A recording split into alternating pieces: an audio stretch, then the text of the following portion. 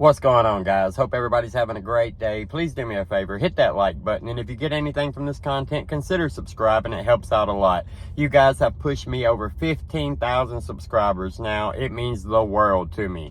Let's get into it.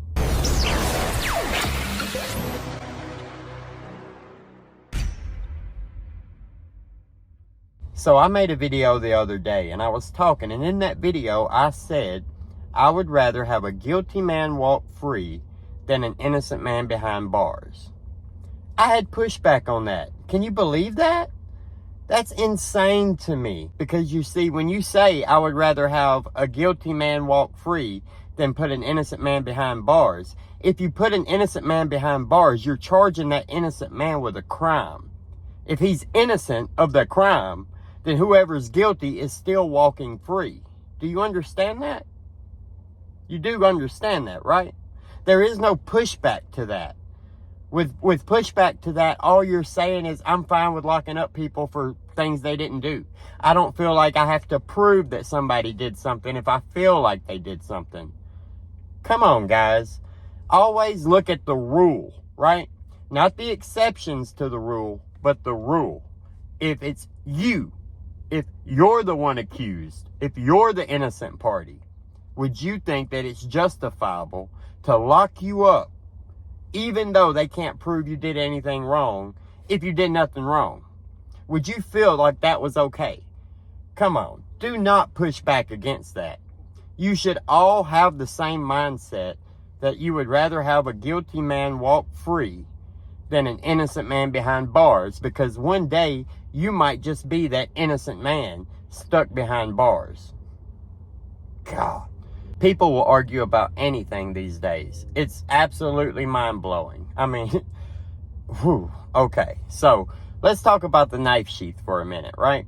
Because that's our only direct evidence tying Bryan Kohberger to this crime. Now, we have that he's driving a white Hyundai Elantra also, right? He's connected to a car similar. If you remember, when they were looking for the car, they said there were 23,000 of those cars.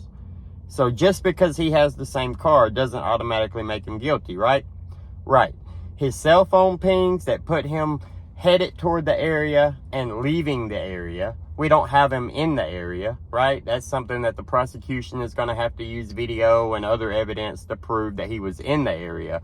But the knife sheath is direct evidence. It has DNA, apparently, that belongs to Bryan Kohberger, on that knife sheath, and that knife sheath was found at the murder scene of Kaylee and Maddie. And with that knife sheath, the DNA, it's on the clasp, on the button. Think about when you open the knife sheath, when you unsnap that button at the top, sometimes your thumb will get under that little button and pop. And you can see skin cells, you know, something like that being caught in the little rim of the button. It's a little bit sharp, not really, but kinda. Enough that you could expect DNA to be caught on it, right? If it scraped across you, it would remove some skin cells, right? So we have that DNA. Why was the knife sheath left behind? Why? We have to assume that he thought it was clean, right?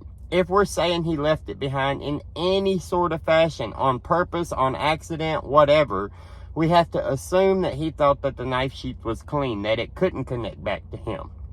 If we're talking Bryan Kohberger, we've got a strict vegan, and we've got a leather knife sheath.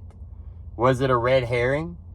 Did he take that leather knife sheath up there and leave it on purpose so that they wouldn't be looking for him? Or maybe because it says USMC on it, maybe he thought this would direct them toward military. This would direct them toward survivalists. This would direct them toward somebody that is not a PhD student in criminology right down the road, right? We would assume he had gloves on during the murders, right? Since we don't have any fingerprints, we don't have anything else going on, we would assume that he was wearing gloves at that point. So it probably didn't come from the night of the murders in the first place. That DNA was probably already on that knife from other times that he had used that knife. So the DNA on the sheath doesn't necessarily put Bryan Kohberger there. Let's assume it does, though. Let's assume that Bryan Kohberger owns that knife sheath. Why would you leave your sheath there? If you walked in and you had that sheath on your belt and you pulled your knife out of it, you would be ready to put your knife back in the sheath once you're done, correct? You wouldn't just go put the knife somewhere else and forget that you had the sheath. So he had to leave it on purpose, or he had to not realize until it was too late, right? So far, we haven't heard about DNA in the car. Now, if there's no DNA in the car, there's no DNA at his apartment. Now we really get hairy with, well, did his DNA on that knife sheath come from the night of the murders, or is it some other time? I used to run a knife raffle page where I would raffle off different high-end knives, right? And I had like 700 people in a group. I didn't know all these people, but I raffled knives. They sent me money. When they would win the knife, I would ship the knife back off to them. Wherever, across the country, different states, plenty of different people. I had hundreds of winners. So there's hundreds of knives going around that have my touch DNA on them.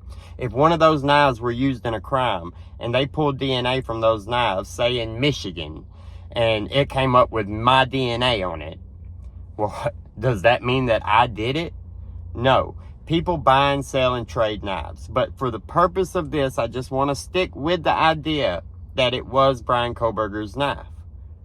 Did he leave it on purpose? Was he trying to direct the mindset to, well, he's a vegan, so he wouldn't have a leather knife sheath. We're not going to look at him. Was he trying to direct attention to, well, this knife sheath is a United States Marine Corps K-bar, and he's never been in the military? Is that the way they're going to try to go with this? Was the knife sheath left on purpose, or was it ripped off in a struggle, or did he just get caught up in the moment and forget about it?